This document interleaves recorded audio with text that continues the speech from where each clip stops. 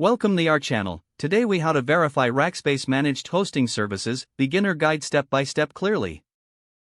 To verify your Rackspace managed hosting services, start by logging into your Rackspace account. Use your registered email and password to access the dashboard. Once logged in, navigate to the Products section from the main menu. Locate the Managed Hosting Services listed under your active products. Click on Manage next to the managed hosting service you wish to verify. Review the service overview to see key details such as server details, resource usage, and service level agreements. Next, check the status of your server. Look for any alerts or notifications that might indicate issues with availability or performance. If applicable, click on Support to access help articles and troubleshooting guides.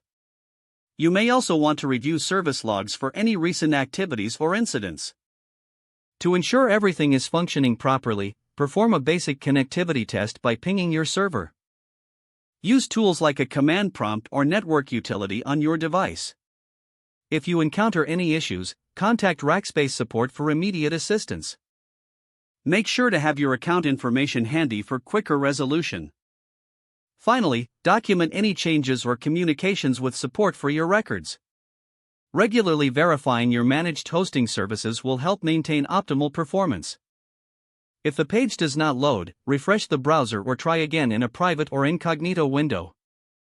Make sure you are using the correct email address, then retype it carefully to avoid small typos. If your password is not accepted, use the reset option and create a new strong password you can remember. Check your spam folder for verification or security emails, then complete any requested confirmation steps. Enable two-factor authentication if available to improve account security and reduce unauthorized access risk. After signing in, review your profile details so your contact information and settings are accurate and current. If you see an error message, note it down and try again after restarting your device and internet connection. Log out when you finish, especially on shared devices, to keep your account and payment information secure. If the page does not load, refresh the browser or try again in a private or incognito window.